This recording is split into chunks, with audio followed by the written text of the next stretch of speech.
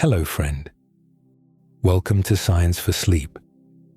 Whether you have returned for another quiet evening or are discovering this channel for the first time, this is a gentle place to slow down, learn something peaceful, and let the day fade little by little. Tonight, we are traveling above the Amazon rainforest. From high over northern South America, the first thing visible is green. Tree crowns pressed together until the forest seems almost unbroken. Broad rivers bend through it in pale brown, blue, and black curves. Smaller channels divide again and again, becoming so narrow that they disappear beneath the leaves. The rainforest covers close to 6 million square kilometers. That is an area larger than India and more than half the size of Europe. It is the largest remaining tropical rainforest on Earth.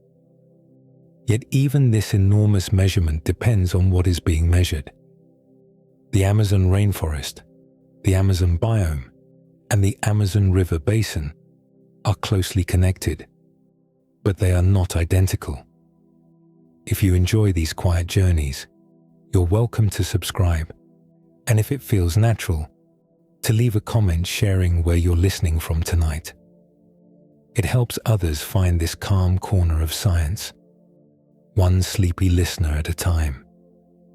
A biome is a broad natural region shaped by climate, plants, animals, and soil.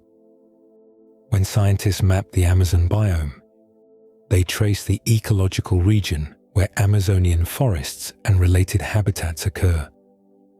When they map the Amazon River basin, they follow water instead.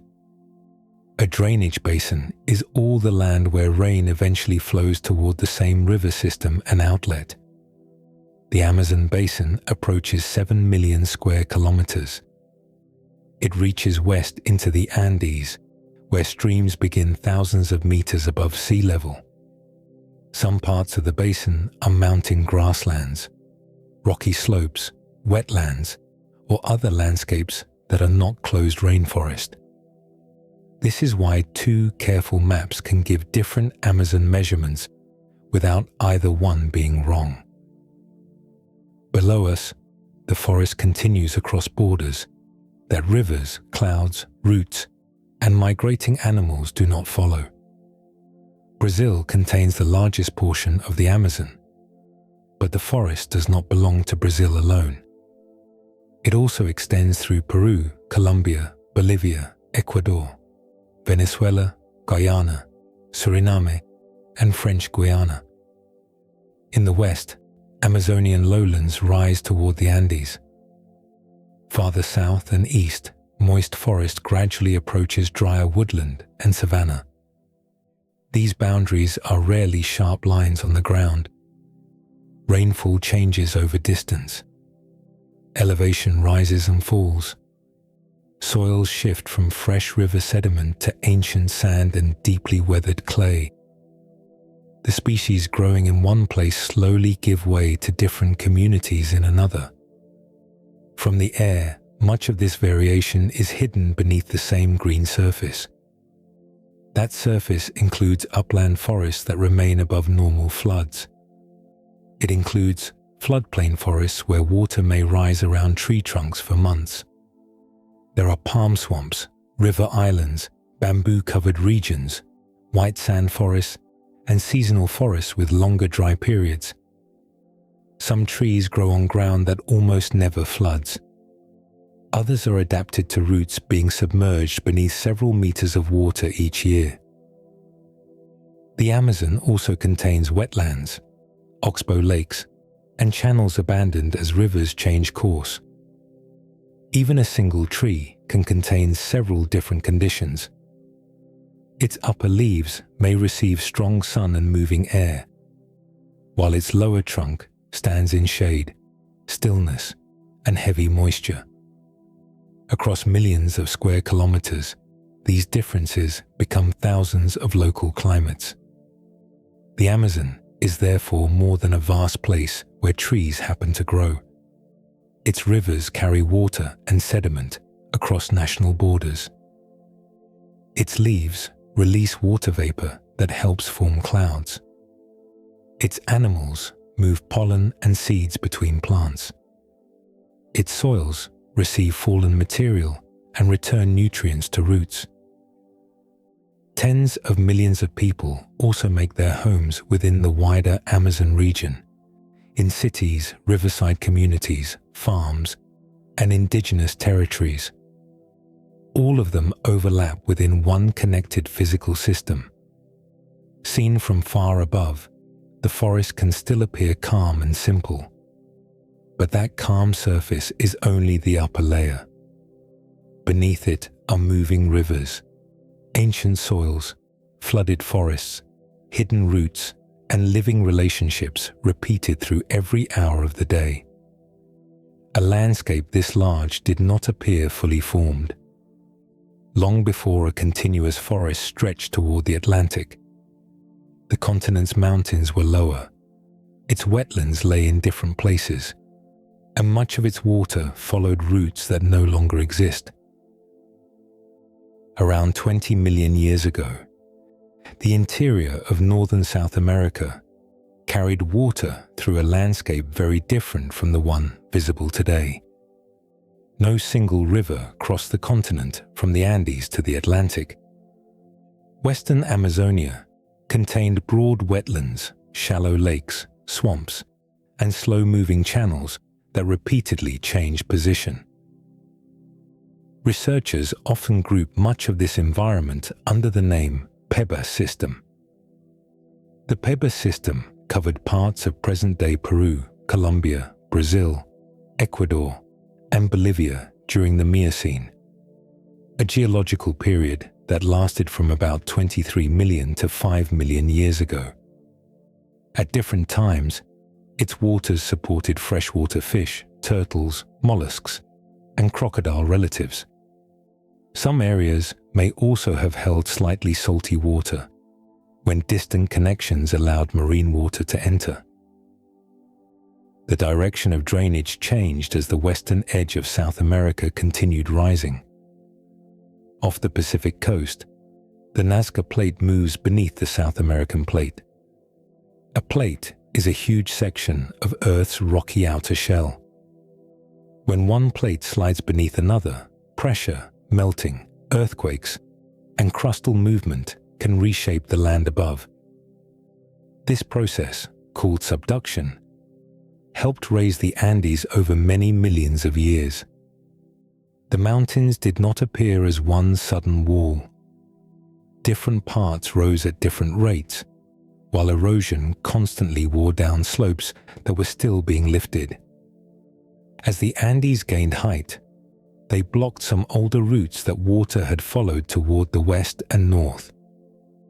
Rain falling on the new mountain slopes also began carrying enormous quantities of eroded material toward the interior.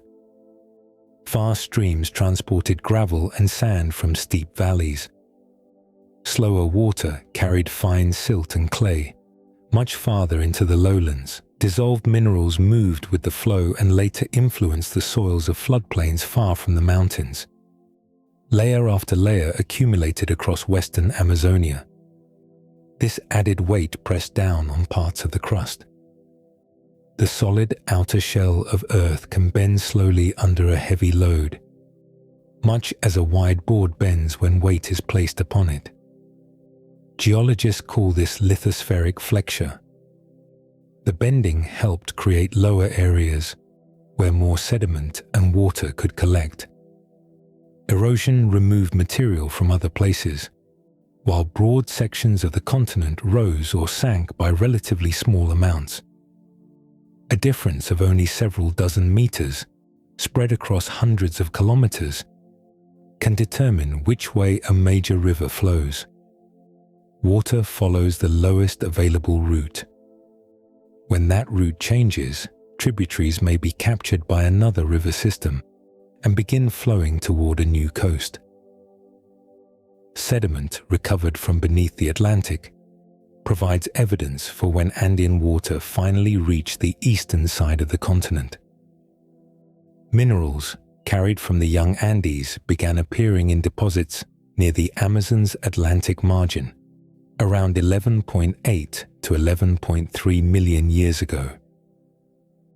Their arrival suggests that a river connection had formed across much of northern South America by that time. The new route still differed from the modern Amazon. Channels shifted as sediment continued filling low areas. Wetlands remained across parts of western Amazonia, and separate drainage regions became connected gradually. Further integration continued during the Pliocene, which began about 5.3 million years ago. By then, a larger share of water from the Andes could travel east across the lowlands and enter the Atlantic. The broad sequence is clear, while several details remain under study. Andean uplifts supplied sediment and changed the direction of slopes. The growing sediment load bent the crust and filled older basins. Erosion opened some routes while closing others with deposited material. Movements deep within Earth's mantle may also have raised or lowered broad areas beneath the eastern basin. These processes operated together, and their exact shares are difficult to separate after millions of years. The modern Amazon therefore rests on a landscape assembled through slow changes in elevation. Mountains rose along one edge of the continent, while rivers carried pieces of those mountains into the interior.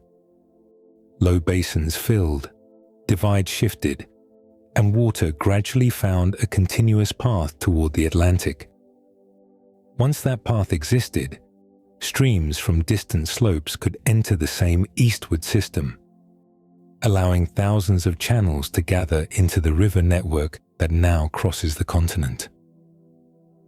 Water leaving the Andes begins in places that seem far removed from a tropical lowland forest. Rain gathers on steep mountain slopes as melting snow and groundwater add to the flow. Small streams descend through narrow valleys, carrying cold water, gravel, sand, and dissolved minerals toward lower ground. In Peru, two of the most important rivers are the Marañón and the Ucayali. They meet near the city of Nauta, where their combined water begins the long eastward journey, commonly recognized as the Upper Amazon. The slope becomes gentler as the river enters the lowlands. Fast mountain channels widen, and the current begins moving through large curves called meanders. A meander forms because water travels faster along the outside of a bend, where it erodes the bank. Slower water along the inside drops some of its sand and silt. Over time, the entire curve can shift across the floodplain. The Amazon continues growing because water enters from an enormous area. The Madeira arrives from the south after draining parts of Bolivia, Peru, and Brazil. The Negro comes from the north, carrying dark water from old, heavily weathered landscapes. Farther west, the Yapura joins after flowing from Colombia. The Purus and Juruá wind through broad floodplains in long loops. Clearer water reaches the Amazon through the Tapajós and Xingu, which drain parts of the Brazilian highlands. Several of these tributaries carry more water than famous rivers on other continents. The Madeira alone ranks among the largest rivers on Earth by discharge. A drainage basin includes every slope, stream, wetland, and patch of ground whose water eventually reaches the same outlet. Gravity guides each small flow downhill. Because the Amazon basin covers close to 7 million square kilometers, rain falling thousands of kilometers apart can eventually enter the same river. Its size is often described through length, though that measurement changes according to which headwater is chosen and how closely every bend is traced. Discharge gives a clearer picture of the river's physical scale. Discharge means the volume of water passing one point during a set amount of time. Near the Atlantic, the Amazon carries an average of roughly 200,000 cubic meters each second. 1 cubic meter holds 1,000 liters. At that average rate, the river delivers around 200 million liters of water every second. This immense flow continues throughout the year because wet seasons occur at different times across the basin. Rain may be especially heavy around one tributary, while water levels are falling somewhere else. The combined network smooths many of these local changes into a more continuous continental flow. Near Manaus, Brazil, one of the river's most visible meetings takes place. The Rio Negro arrives as dark brown water that can look almost black from above. Its color comes mainly from dissolved organic material released as leaves and other plant matter break down. The Solimões carries a pale, muddy load of Andean sediment. For about 6 kilometers, the two rivers can remain visibly separate before they fully mix. Their waters differ in temperature, speed, acidity, density, and suspended sediment. Near the meeting, the Rio Negro is often close to 28 degrees Celsius and moves at around 2 kilometers per hour.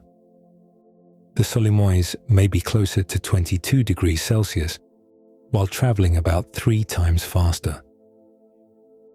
Their separate colors gradually blend as the channels curve and turbulence draws the waters together. Downstream from Manaus, the joined river is called the Amazon in Brazil. It continues east through an expanding channel system and reaches the Atlantic through a mouth divided by islands and smaller passages. The Amazon contributes roughly 15% of all river water entering the world's oceans. Its freshwater continues far beyond the coastline. Ocean currents carry an enormous plume into the Atlantic, where reduced salt levels and dissolved nutrients can influence marine life hundreds of kilometers from land. A large share of the rain entering the basin takes a different route before reaching the sea. Water enters roots, rises through tree trunks, and eventually returns to the air through billions of leaves.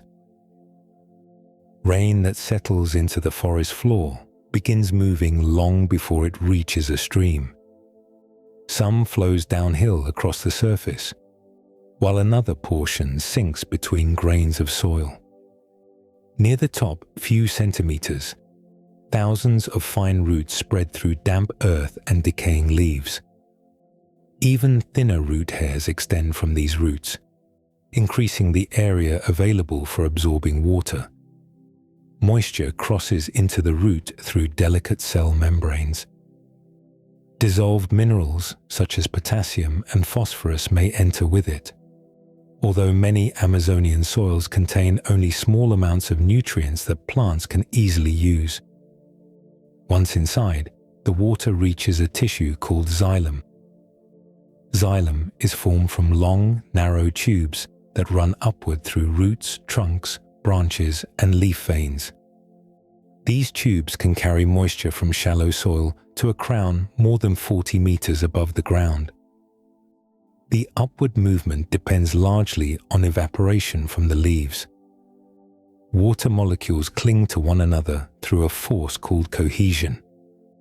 They also cling to the inner walls of the xylem tubes. As moisture escapes from a leaf, it pulls gently on the connected column below it. That tension reaches down through the branch and trunk, drawing more water upward from the roots. A mature tree may contain many kilometers of these microscopic transport pathways. Near the surface of each leaf are tiny pores called stomata. Most are too small to see without a microscope. A tree opens them, so carbon dioxide from the air can enter the leaf. Inside, sunlight provides energy for photosynthesis, the process that uses carbon dioxide and water to build sugars. Those sugars supply material and energy for new wood, roots, flowers, fruit, and protective chemicals. Opening the stomata also allows water vapor to escape. This release is called transpiration. A tree must continually balance carbon intake with water loss. During a cool, damp morning, its stomata may remain open for long periods. Hotter or drier air increases evaporation, so the pores may partly close to protect the tree's water supply. Across one leaf, the amount released can seem small. Across the Amazon canopy, billions upon billions of leaves expose an immense surface to sunlight and moving air. Moisture also evaporates from rivers, wet bark, shallow pools, and soil. Scientists combine this surface evaporation with plant transpiration under the term evapotranspiration. Solar energy drives both processes by changing liquid water into invisible vapor. The change also stores heat within the vapor. When that moisture later condenses, the stored energy is released into the atmosphere, helping rising air and cloud systems continue developing. Warm, moist air above the forest gradually rises. Air pressure decreases with height, allowing the air to expand and cool. Once it cools enough, water vapor condenses around tiny particles suspended in the atmosphere. These particles may include sea salt carried inland from the Atlantic, fine dust, smoke, or compounds produced by vegetation. Countless droplets gather into clouds. Some return as rain near the place where the water first entered the air. Winds carry other clouds and vapor hundreds of kilometers farther inland. Much of the Amazon's original moisture arrives from the tropical Atlantic Ocean. Trade winds push humid air westward across the coast. As rain falls over eastern Amazonia, trees lift part of it back into the atmosphere. That recycled moisture can fall again farther west, then return to the air through another area of forest. The same portion of Atlantic water may pass through this cycle several times before reaching the Andes or turning toward another part of South America. Depending on the season, location, and way it is measured, recycled forest moisture may contribute as much as roughly half of the rain falling within parts of the region.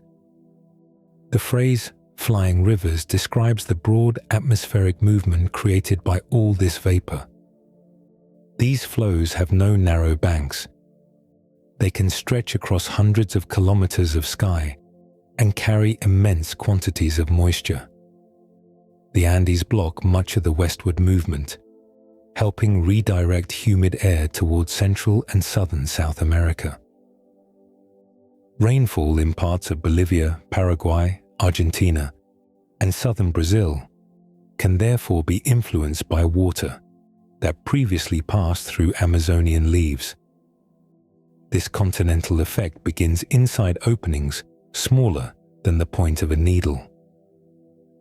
To move so much water, the forest needs an enormous leaf surface exposed to different amounts of sun and wind. That surface rises through distinct levels, from shaded growth near the ground to crowns standing high above their neighbors. At the highest level of the forest, a few crowns rise above everything around them. These are emergent trees, named for the way they emerge from the main canopy.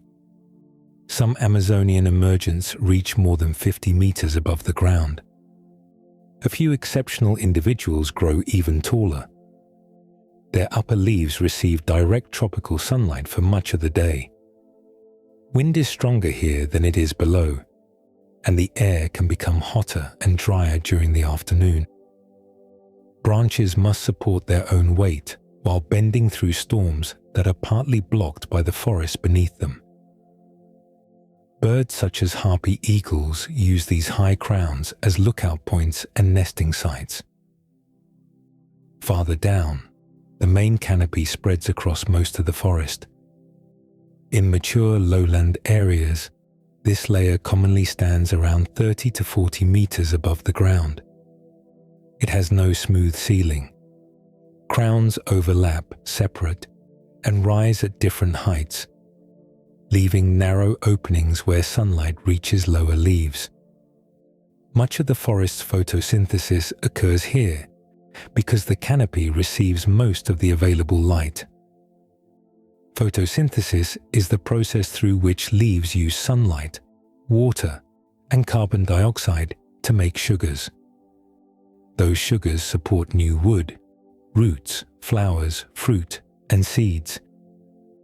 The canopy also contains a large share of the forest's animal activity. Monkeys travel between branches while toucans and parrots visit fruiting trees. Bees move among flowers, and bats arrive after sunset to feed on nectar or ripe fruit. Many plants spend their entire lives above the ground. Orchids and bromeliads grow on branches as epiphytes, meaning plants that use another plant for support without drawing food from its tissues. They collect moisture from rain, humid air, and small pockets of decaying material. The canopy changes what reaches the ground. Leaves absorb and reflect sunlight before it can travel farther down. During heavy rain, drops strike leaves and branches first. Some water drips from pointed leaf tips. Another portion runs along branches, then down the bark in a flow called stem flow. This slower route reduces the force with which water reaches the soil. It also guides moisture and dissolved material toward particular roots. Below the main canopy lies the understory. The air here usually moves more slowly. Humidity remains higher, and daytime temperature changes are smaller because the leaves above block so much direct sunlight. Young trees may remain in this dim layer for many years. Their growth is slow because photosynthesis is limited by light. A sapling only a few meters tall may already be several decades old. Shade-adapted leaves are often broad and thin, giving them more surface for collecting weak light. Their arrangement can also reduce overlap, allowing each leaf to capture a little more energy. Brief patches of direct sunlight called sunflecks move across the understory as wind shifts the canopy. A sunfleck may last only seconds or minutes. For a shaded seedling, these short bursts can supply an important share of the energy gathered during the day. Near the forest floor, only a small fraction of the sunlight above the canopy remains. In some closed forests, the amount may fall below 2%.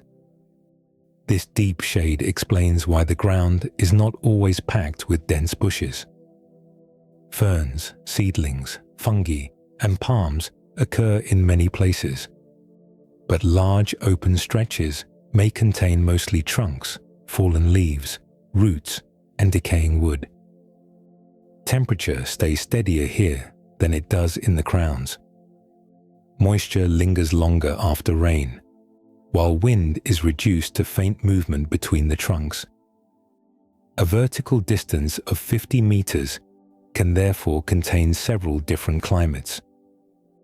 The exposed crown experiences strong sun and moving air. The understory remains shaded and humid. Near the ground, light becomes the rarest resource. Each level favors leaves, animals, and growth strategies suited to its conditions. The structure remains stable only until a branch breaks or a mature tree falls. When part of the leafy roof opens, the balance of light below can change within a single morning. In the dim understory, many young trees remain almost unchanged from one year to the next. Their leaves collect brief patches of sunlight that move across the ground as branches sway far above. A sapling may survive this way for years, growing only a few centimeters during a poor season. its slow life can change within seconds. A mature tree may begin to lean after weeks of heavy rain, soften the soil around its roots. Wind catches the broad crown, placing pressure on the trunk and the shallow ground beneath it. Wood weakened by fungi, insects, or an old wound may split. When the tree finally falls, its crown can pull down vines and break branches from several neighbors. The impact shakes the ground and leaves a patch of open sky where dense foliage had stood. A large crown may expose an area tens of meters across. Direct sunlight reaches leaves that previously received only scattered beams. The soil warms more strongly during the day. Moisture evaporates faster from exposed surfaces, and moving air enters a place that had been sheltered. Rain now falls with greater force because fewer leaves and branches slow it on the way down. These changes create a canopy gap. Seeds already resting in the soil may respond when light and temperature conditions improve. Some have remained inactive for months or years, waiting for the signals that disturbed ground has appeared. Pioneer plants are especially suited to these openings. Many Cecropia trees are familiar pioneers in tropical America. Species such as Cecropia ceadophila can establish quickly in bright gaps, along roads, and beside cleared land. Their wood is relatively light, which allows them to build height without spending as much energy on dense support tissue. Cecropias also produce large numbers of small seeds. A small seed contains limited stored food, though its low weight allows birds, bats, wind, or disturbed soil to spread many chances for growth across a wide area. Once sunlight becomes available, a pioneer can invest heavily in leaves and rapid upward growth. This strategy works well in a fresh gap because the bright conditions may last only until neighboring crowns expand over it. Shade-tolerant trees follow a different path. Their seedlings often begin with larger seeds containing more stored energy. That reserve can support early roots and leaves where photosynthesis remains limited by shade. Many shade-tolerant species also grow denser wood. Dense wood costs more energy to build, though it can resist damage and support a tree for many decades. Their leaves may be thicker, longer-lived, and better protected from insects than the softer leaves of fast pioneers. Each strategy divides a limited energy supply in a different way. Rapid growth helps a plant reach light before competitors close the gap. Strong wood and defended leaves improve survival after the canopy becomes crowded again. Large seeds help seedlings begin beneath shade, while numerous small seeds increase the chance that a few will land in newly disturbed ground. Climbing plants also respond quickly. A woody climbing vine is called a liana.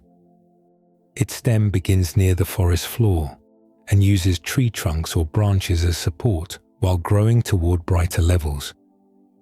Because the host tree carries much of its weight, the liana can invest more material in length and leaves rather than building a thick, self-supporting trunk.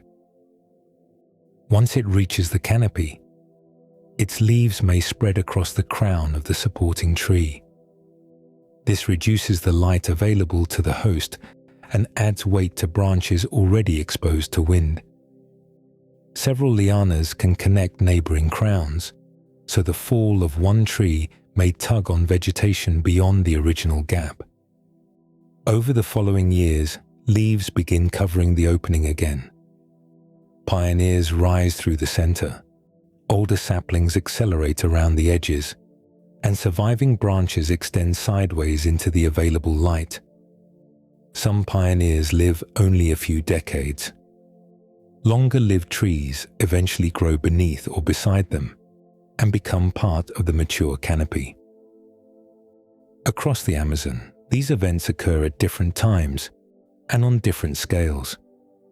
One patch may have opened during a storm last month. A nearby area may contain trees that began growing after a fall 50 years earlier. From above, the forest still appears continuous. Inside it, old crowns, fresh gaps, young stands, and recovering patches form a shifting mosaic. All this new wood and leaf tissue requires minerals from the ground. Yet beneath much of the Amazon, the soil contains far fewer usable nutrients than the rapid growth above seems to require. The fresh leaves rising into a canopy gap need phosphorus, nitrogen, potassium, and several other elements drawn from the ground. Across the Amazon, those materials are distributed very unevenly. Floodplains beside sediment-rich rivers can receive a new layer of silt during each high water season. The Solimões and Madeira carry eroded rock from the Andes, including fine clay and minerals that can make their floodplains relatively productive. Conditions are different across many upland forests, known as terra firme, where normal annual floods do not reach. Much of this land rests on soils that have been exposed to warm rain for immense spans of time. Heat and moisture speed a process called chemical weathering. Water reacts with minerals in rock and soil, slowly changing their structure. Some useful elements dissolve and move downward with rainwater. Others leave through springs, streams, and rivers. This downward removal is called leaching. Over thousands and millions of years, repeated weathering can leave behind soils rich in iron and aluminum compounds, while reducing the supply of nutrients that plants can easily absorb. Their red, orange, or yellow color often comes from oxidized iron, produced through reactions similar to rusting. Phosphorus becomes especially difficult to obtain because it can bind tightly to iron and aluminum in the soil. A bound nutrient may still be physically present, though roots cannot easily take it in. The tall trees above therefore rely heavily on nutrients already circulating through the living forest. Nitrogen occurs in leaves and proteins. Phosphorus helps cells transfer energy and build genetic material. Potassium supports water balance and the opening of leaf pores. When a leaf falls, those elements arrive on the forest floor in a form that decomposers can begin processing. Dead wood, fruit, animal waste, shed bark, and fine roots add more material near the surface. Warmth allows biological activity to continue throughout the year, while frequent moisture supports fungi and bacteria. A soft leaf may lose much of its structure within weeks or months. Thick wood can take years to break apart, creating a slower reserve of carbon and minerals. Released nutrients remain vulnerable to being washed away. Many trees concentrate fine absorbing roots close to the surface, where fresh litter is decomposing. This shallow web can collect minerals soon after they are released. The interval between decay and reuse may therefore be brief. A nutrient atom can pass from a fallen leaf into a microbe, enter a root, and later become part of another leaf high in the canopy. Clearing interrupts that circulation. When cut vegetation is burned, ash leaves calcium, potassium, phosphorus, and other minerals on the ground. Crops or pasture grasses may grow well during the first season because this sudden pulse raises soil fertility and reduces acidity. Heavy rain soon begins moving exposed material. Runoff carries fine soil away, while dissolved nutrients travel deeper or enter nearby streams. Harvested crops remove another portion from the site. Without a closed canopy, surface temperatures rise and organic matter can decline more quickly. The original forest stored much of its fertility in roots, trunks, leaves, and the organisms living around them. Once that living store has been removed, the temporary benefit of ash begins to fade. The importance of phosphorus has been tested directly in old-growth forest north of Manaus. Researchers added separate combinations of nitrogen, phosphorus, potassium, and other nutrients to marked plots. During the first 2 years, extra phosphorus increased fine root growth and the production of new litter more clearly than the other major treatments.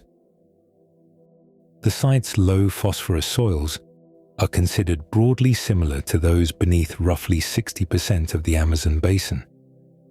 The result applies most directly to that location and to forests growing under similar conditions. Fresh floodplain deposits, white sand soils, volcanic material near the Andes, and disturbed land each create different nutrient supplies. The experiment still demonstrates how a towering forest can operate close to a mineral limit while continuing to produce wood and leaves. Its abundance depends on rapid reuse and repeated capture near the ground. Within the thin layer beneath the fallen leaves, roots work beside fungi, bacteria, termites, beetles, and other small organisms that keep scarce material moving before water carries it away. A fallen leaf begins changing almost as soon as it reaches the damp ground. Its surface softens as fungi spread fine threads through the tissue.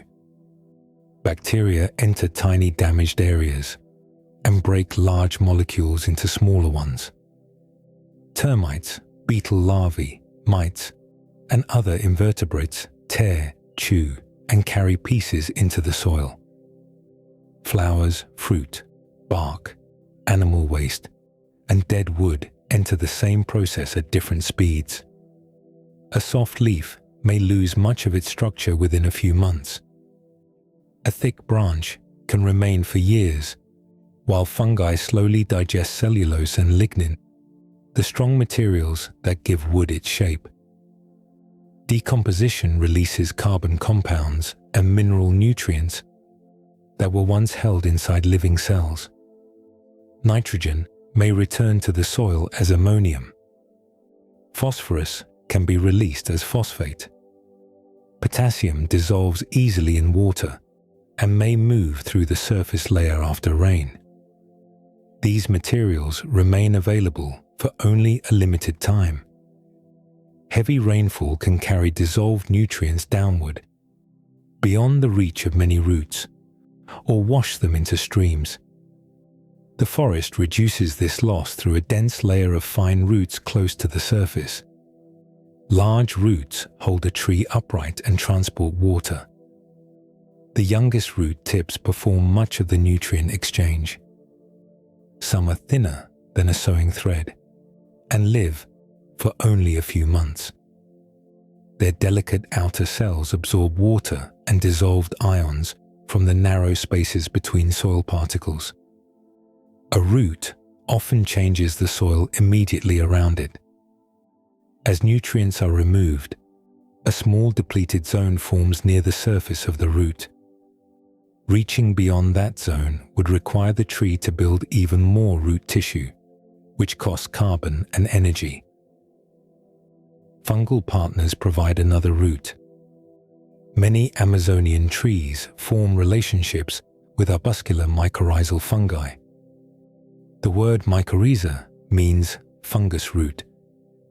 These fungi grow into or closely around root cells and extend microscopic filaments called hyphae into the surrounding soil.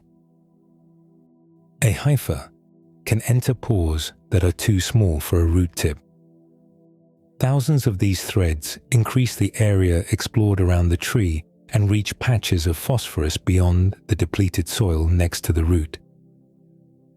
Material moves in both directions through this partnership. The tree uses sunlight to make carbon-rich compounds through photosynthesis.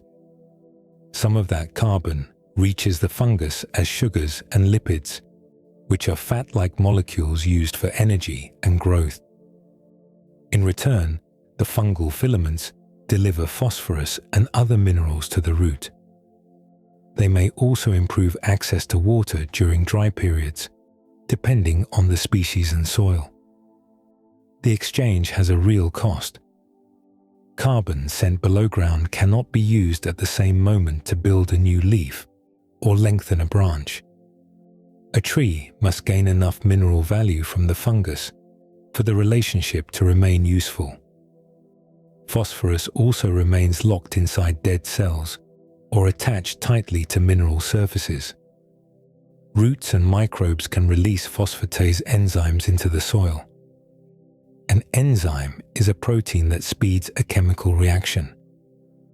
Phosphatase separates phosphate from organic molecules, making it easier for roots or microbes to absorb. Some roots and fungi release organic acids that change conditions around mineral particles. These acids can help loosen phosphorus bound to iron and aluminum compounds. Producing enzymes, acids, fine roots, and fungal tissue requires energy. The forest's nutrient recovery system therefore runs on carbon first captured by leaves high in the canopy. Sunlight enters above, while a portion of that energy is spent below ground to recover the minerals needed to build the next generation of leaves. This active boundary may be only a short distance beneath the litter. Its structure changes wherever the ground changes. Fresh sediment beside a whitewater river supplies a different mineral mixture from ancient upland clay. Pale sand beneath a blackwater forest holds very little fertility, while flooded soil may remain short of oxygen for months. Each combination supports its own roots, decomposers, and trees, dividing the Amazon into many kinds of forest. Across much of the Amazonian interior, the ground remains above the regular annual flood. These forests are called terra firme. The name means firm land, though the soil may still become soaked during heavy rain. Terra firme describes its position above normal river flooding, rather than a dry climate or a high hill. These forests cover much of Amazonia and often grow on old soils that have been weathered for millions of years. Their tree roots depend heavily on the fast nutrient recovery already taking place near the surface. Conditions shift when the land descends toward a sediment-rich river. The Solimões and Madeira begin in or near the Andes, where steep streams erode young rock. Their water carries clay, silt, fine sand, and dissolved minerals into the lowlands. Suspended sediment gives these rivers a pale brown or cream color. During the high water season, the river spreads beyond its channel and slows across the floodplain. As the current loses speed, part of its sediment settles onto the ground. A thin deposit may arrive during one flood, followed by another layer the next year. Forest flooded by these whitewater rivers is known as várzea. Its soil is often more fertile than the old upland soil nearby, because fresh material continues arriving from distant mountains. Várzea trees still face long periods of waterlogged ground, though they may have greater access to phosphorus, calcium, and other minerals. The Amazon's dark rivers create a different environment. The Rio Negro drains broad regions of ancient sand and heavily weathered soil north of Manaus. Very little fresh mineral sediment enters its channel. Its dark, tea-like color comes mainly from dissolved organic compounds released as leaves and wood decay. These compounds include humic substances, which are complex materials formed during decomposition. Black water is often acidic and low in dissolved nutrients. Flooded forests beside the Rio Negro and similar rivers are called igapo. Their trees may grow slowly, because the water brings little mineral replacement. Species living there must tolerate both low fertility and months of flooding. Some Igapo forests stand beneath water for more than half of each year. Between these pale and dark systems are rivers often described as clear water. The Tapajós and Xingu drain parts of the old Brazilian Shield, a region of ancient exposed rock south of the main Amazon channel. Their water may appear blue-green or clear because it carries less suspended sediment than the Andean whitewater rivers. Clearwater floodplains are also commonly placed within the Igapo category, though their chemistry and plant communities can differ from those beside Blackwater. River type creates only part of the variation. In northern and central Amazonia, extremely poor white sand soils support vegetation called Campinarana. Water drains through the pale sand quickly, carrying nutrients away. Some Campinarana grows as low scrub with open gaps between plants. Other areas support slender forests with smaller crowns and fewer large trees than neighboring terra firme. Palm swamps occupy wet ground where drainage remains slow. The Maurice palm, called Mauritia flexuosa, can dominate some of these wetlands. Its tall trunk rises above standing water, while its fruit feeds birds, fish, and mammals. Southwestern Amazonia contains large regions shaped by woody bamboo, especially species in the genus Guadua. Dense bamboo stems can alter movement through the understory and affect which tree seedlings survive. Along the southern and eastern margins, the forest gradually approaches the drier woodlands and savannas of the Cerrado. Longer dry seasons favor species able to manage stronger water shortages. A height difference of only 2 or 3 meters can separate several of these habitats. The lowest ground may remain submerged for months. Slightly higher land may flood only during the annual peak. A nearby rise can stay above the water through the entire year. Flood duration controls how long roots remain short of oxygen. River origin controls which minerals arrive with the water. Together, these conditions determine which seeds can germinate, how quickly trees grow, and which adults survive long enough to reproduce. A traveler moving only a short distance may pass from nutrient-poor upland clay into fertile varzea, then reach a dark flooded forest growing on ancient sand. The change can be marked by a different water color, a small rise in the ground, or a new group of trees. During the high water season, even these boundaries begin to move. Channels widen beyond their banks, fish enter among the trunks, and sections of forest remain underwater for months at a time. The first changes begin far upstream, where seasonal rain enters tributaries separated by hundreds or even thousands of kilometers. Water from the western basin may take weeks to reach the central floodplains. Levels rise gradually along riverbanks, filling narrow channels and reconnecting lakes that had become isolated during the lower water months. A forest path used by tapirs, peccaries, and people may disappear beneath a shallow sheet of water. Several weeks later, that same route can lie meters below the surface.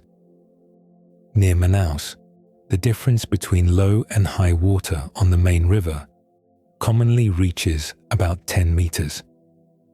Some parts of the basin experience even larger seasonal changes.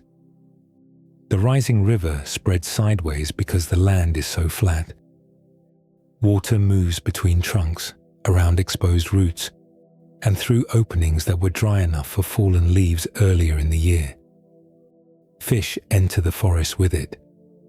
Small species search among submerged branches, while larger fish travel through broad flooded areas that can remain connected for months.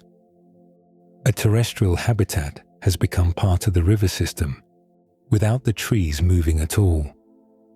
The change creates a serious problem beneath the surface. Ordinary soil contains small spaces filled with air.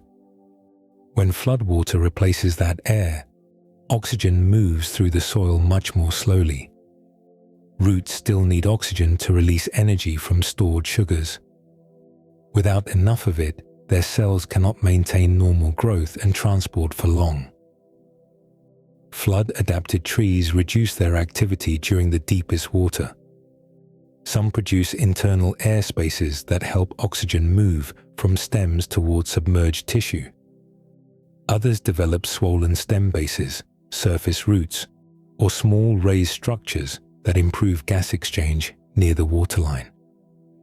Stored carbohydrates support living cells while photosynthesis and root function are limited. Leaf growth, flowering, and fruiting may also be timed around predictable stages of the flood. Species growing lowest on the floodplain can remain surrounded by water for 7 months or more. Trees only a few meters higher may experience a much shorter period of inundation. That slight difference in elevation decides how long roots remain without normal access to air. It also affects which seedlings survive their first year. The water above those roots opens feeding routes that do not exist during the dry season. Tambaqui are among the best-known fruit-eating fish of the Amazon. A large adult has strong jaws and broad crushing teeth, suited to hard fruits and seeds. During high water, tambaqui move through flooded varzea and igapo, listening and searching for food falling from branches above. Fruits from palms and other floodplain trees strike the water, then drift among the trunks. Some are swallowed whole. A seed that survives chewing and digestion may be carried through the forest before leaving the fish with its waste. This process is called seed dispersal. Distance gives the young plant a chance to grow beyond the heavy shade, root competition, and concentrated seed predators near its parent. Fish therefore connect the river to the future shape of the forest.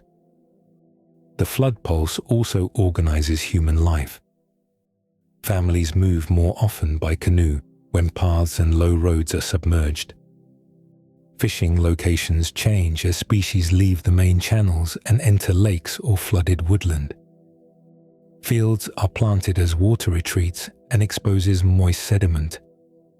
Homes in flood-prone communities may stand on stilts, floating platforms, or naturally higher strips of ground. Calendars follow the river's height, because travel, harvests, and access to fish all change with it. Months later, the water begins to fall. Fish withdraw toward permanent channels and lakes. Mud appears around trunks, terrestrial trails return, and seeds deposited during the flood settle into newly exposed ground. Each year reconnects habitats, then separates them again. Across the basin, differences in flood depth and duration combine with soil, food, and isolation, giving populations many different conditions in which to survive and gradually change. Over many generations, different conditions can cause nearby populations to develop in separate directions. The scale of this change becomes clearer when the trees are counted. One influential estimate placed the number of Amazonian trees with trunks at least 10 centimeters wide at roughly 390 billion. That measurement includes trees large enough to be recorded in standard forest surveys. Those billions of trunks do not belong to a small collection of uniform species. Researchers have estimated that the Amazon may contain around 16,000 tree species. The exact total remains uncertain because large portions of the basin have never been sampled closely. Botanists have collected and confirmed fewer species than the estimate predicts. Some grow in remote areas that are difficult to reach by road or river. Others may occur as scattered individuals within hundreds of square kilometers of forest.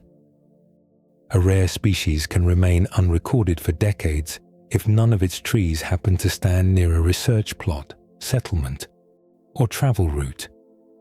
The Amazon's great rivers help create these differences. A channel several kilometers wide can form a lasting barrier for a small bird, monkey, frog, or ground-dwelling mammal that rarely crosses open water. Populations on opposite banks may stop exchanging genes regularly. Genes are inherited instructions carried from parents to offspring. Once movement between two populations becomes limited, each group begins responding to its own local conditions. Over thousands of generations, changes can accumulate until the populations differ in appearance, behavior, or reproduction. Open water affects animals most clearly, while plants are divided by other boundaries as well. A seed suited to fresh vasier soil may grow poorly on old upland clay. A tree that survives 7 months of flooding may face stronger competition on land that remains dry throughout the year. White sand forests favor plants able to recover nutrients from extremely poor ground. Along the southern Amazon, a longer dry season places greater pressure on roots and water-carrying tissue. Elevation adds further differences near the Andes and on isolated uplands. Temperature often falls as land rises. Cloud cover, wind, drainage, and soil depth also change with height. A population living on a cool slope can therefore experience different pressures from members of the same species growing in warm lowlands. Geological history repeatedly rearranged these habitats. Rivers changed course. Floodplains formed and disappeared. Wet and dry periods expanded different kinds of vegetation. Each change separated some populations while reconnecting others. Competition also encourages specialization within the same forest. One tree may grow best in deep shade and invest in dense wood. Another may use small seeds and rapid growth to occupy canopy gaps. Some species flower during a narrow season when a certain pollinator is active. Others produce large fruit that can be carried only by strong birds or mammals. These differences allow many species to use separate parts of the same environment. Pathogens can reinforce the pattern. A fungus or insect that specializes in one tree species may become common around an adult of that species. Seedlings growing nearby then face a higher risk of infection or attack. Those carried farther away may have a better chance of surviving. This pressure can prevent one tree species from filling every available space. The result is an unusual combination of great diversity and uneven abundance. A widely discussed analysis identified 227 hyperdominant tree species. Hyperdominant means exceptionally common across the basin. Together, those few hundred species may account for more than half of all Amazonian tree stems large enough to enter the estimate. Palms, such as Euterpe precatoria, and several widespread canopy trees occur in immense numbers. Thousands of other species make up the remaining share, with many represented by relatively few individuals. A tree species can therefore belong to the richest forest on Earth, while its nearest suitable mate stands far beyond the surrounding canopy. Its continued survival depends on pollen crossing that distance and seeds reaching places where the next generation can grow. Pollen must cross the space between those scattered trees before a new seed can begin. A flower produces grains of pollen containing the male genetic material needed for reproduction. For many tree species, those grains must reach a compatible flower growing on another individual. Compatibility means that the two plants can combine their genetic material successfully. Open landscapes sometimes allow wind to carry pollen over long distances. Beneath a dense rainforest canopy, moving air is often slower and less predictable. Many Amazonian plants therefore depend on animals that travel directly from flower to flower. The animal usually receives food in return. Nectar provides sugar-rich energy, while pollen contains protein and other nutrients. As the visitor feeds, pollen sticks to feathers, fur, legs, or other parts of its body. A later visit brings some of those grains into contact with another flower. Certain partnerships have become highly specialized. A fig begins as a rounded structure containing many tiny flowers on its inner surface.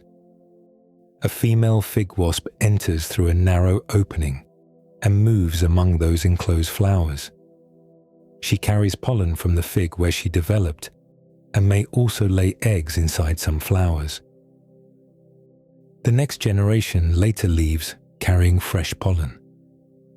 Hundreds of fig species have their own closely linked wasp partners, making the tree's reproduction dependent on an insect only a few millimeters long. Large flowers may require larger visitors. Brazil nut trees produce complex flowers with a curved hood that blocks easy access to the nectar. Strong-bodied bees can push into the flower and brush against its pollen-bearing parts. Smaller insects often lack the strength or shape needed to enter properly. The tree may grow more than 40 meters tall, while its pollination depends on bees moving between crowns across the canopy. After sunset, scent becomes especially useful. Many bat-pollinated flowers are pale, open at night, and release strong odors that travel through dark forest. A bat can visit several trees during one feeding journey, carrying pollen on its face or chest. Hummingbirds perform similar work during daylight. Their long bills reach nectar inside narrow, tube-shaped flowers, and pollen collects around the head as they feed.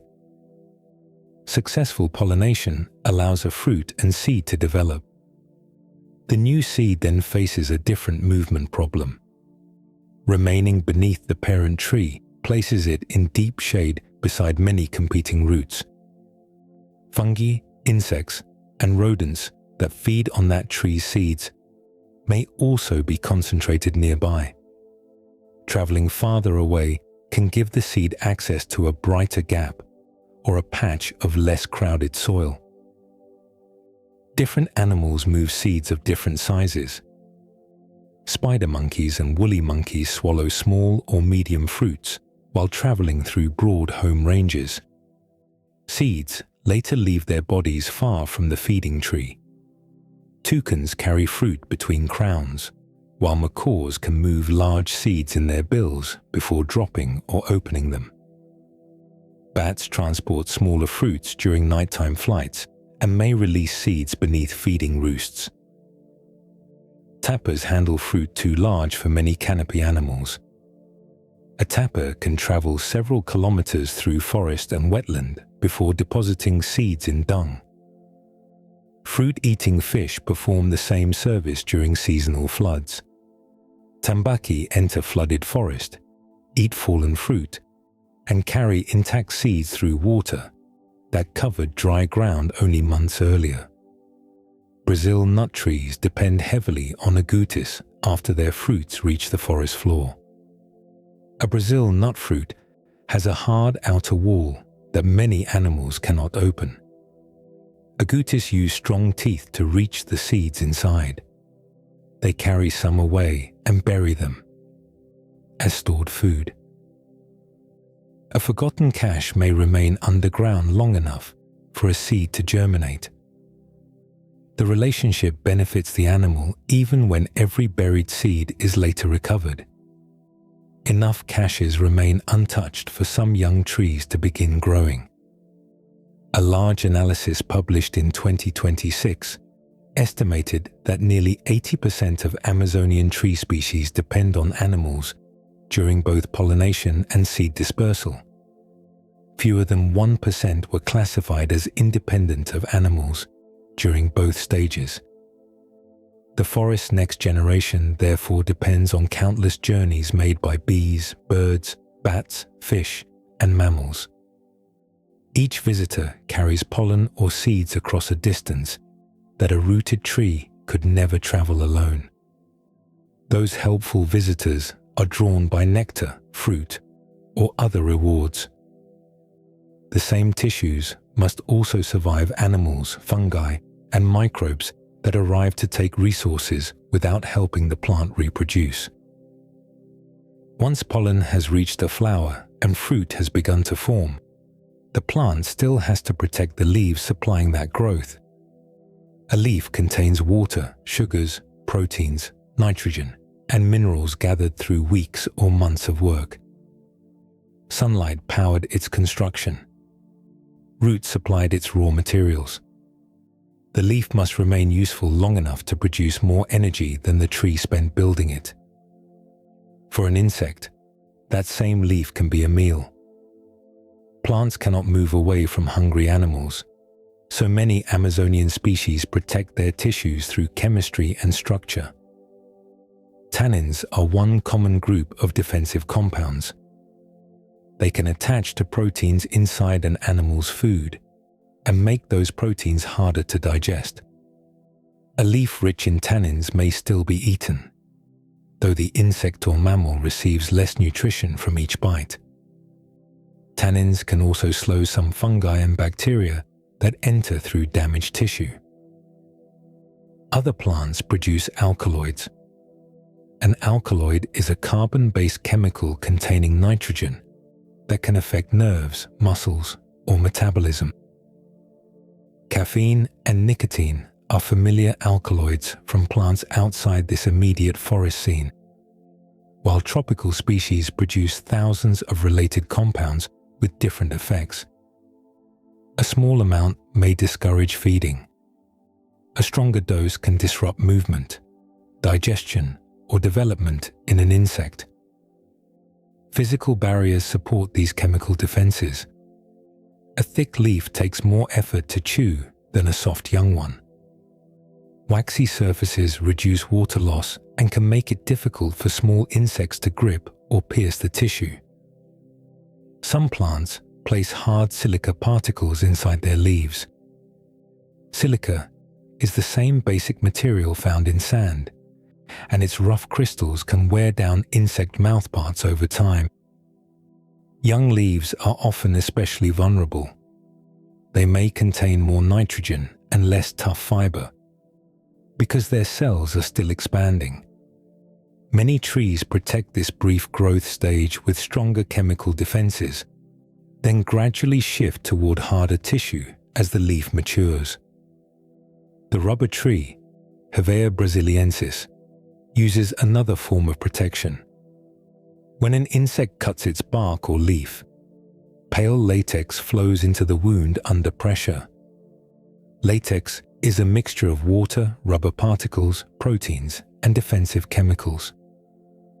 As it thickens, the fluid helps seal damaged tissue. Sticky latex can trap a small insect or gum up the mouthparts it uses for feeding. Some compounds inside the fluid interfere with digestion or slow the growth of microbes entering through the cut. Specialized herbivores sometimes find ways around these barriers. A caterpillar may cut a vein before feeding, allowing latex pressure to fall farther along the leaf. Certain insects produce enzymes that break down chemicals toxic to other species. Gut bacteria can also help an animal process plant material that would otherwise be difficult to use. These abilities usually work best against a limited group of plants. An insect adapted to one tree family may struggle when placed on a chemically different leaf. Plants face pressure from many feeders and infections at once. Beetles damage wood. Caterpillars remove leaf tissue. Fungi enter through wounds or leaf pores. Because the attackers differ, tropical trees often produce mixtures containing dozens or hundreds of compounds rather than relying on one universal defense. Chemicals also help plants attract useful visitors. Flowers release volatile compounds, meaning molecules that easily enter the air. Bats can follow strong nighttime scents toward pale flowers. Bees respond to particular odor mixtures during daylight. A flower's aroma may travel only a short distance beneath the canopy, yet that distance can be enough to guide a pollinator between neighboring crowns. Damaged leaves can change the chemicals they release. Some emissions attract predators or parasitic insects that attack the herbivore feeding on the plant. Others may prepare nearby tissue for further damage, although the strength and importance of these responses vary among species. Amazonian trees also release gases such as isoprene, a small carbon-based molecule produced in leaves. Isoprene can help protect leaf machinery during heat stress. Once airborne, plant gases react with sunlight and other chemicals, contributing to tiny particles around which cloud droplets may form. A bite taken from one leaf therefore belongs to a much wider chemical system. Scents move between flowers and animals. Defensive compounds shape which insects can feed. Airborne molecules rise from the canopy and participate in the atmosphere above it. Among the organisms testing these defenses are ants, termites, and beetles, whose combined labor can move more plant material than their small bodies seem capable of carrying. A freshly cut piece of leaf moves across the forest floor, as though it has grown a set of legs. Beneath it, a leafcutter ant follows a narrow trail toward an underground nest. The fragment may be several times larger than the ant carrying it. Thousands of workers can use the same route, creating a steady green line between the colony and nearby plants. Leafcutters belong mainly to the genera Atta and Acromyrmex. Their colonies remove pieces from leaves, flowers, and other soft plant tissues. The ants do not usually eat this fresh material directly. Workers carry it into chambers beneath the ground, where it becomes food for a cultivated fungus. Inside the nest, smaller ants clean the leaf pieces and remove dirt or unwanted organisms. They cut the material into finer fragments, crush its edges, and mix it with secretions. The prepared plant matter is added to a pale, spongy fungus garden. The fungus breaks down compounds that the ants would struggle to digest on their own. It produces swollen structures rich in nutrients, which become an important food source for the colony. This farming partnership began tens of millions of years before human agriculture. The fungus used by advanced leafcutter ants depends heavily on the colony that tends it. A young queen carries a small piece of the fungus when she leaves her birth nest. After mating, she places that fragment into the first chamber of a new colony. The same cultivated organism can then continue through later generations of ants. A mature colony divides its work among ants of several sizes. Large workers use powerful jaws to cut vegetation or defend the nest. Medium-sized ants often carry fragments along the trails. Smaller workers remain inside, where they tend the fungus and care for developing larvae. Very small ants inspect incoming leaves and remove material that could introduce harmful mold. Waste from the garden is carried into separate chambers or disposal areas. This organization protects a food supply that can support hundreds of thousands of ants. Some large atta colonies contain several million individuals and occupy underground systems with many connected chambers. Air enters through openings and moves through passages created by excavation. Soil brought upward from deeper layers accumulates around the nest. The resulting changes can alter drainage, oxygen levels, and the mixture of minerals near the surface.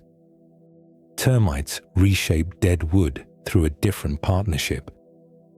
Wood contains cellulose, a strong carbohydrate that most animals cannot digest without help. Microbes living inside a termite's digestive system break cellulose into smaller compounds. The termite gains energy from the process, while dead trunks and branches are gradually returned to the soil. Some Amazonian termites build mounds above the ground.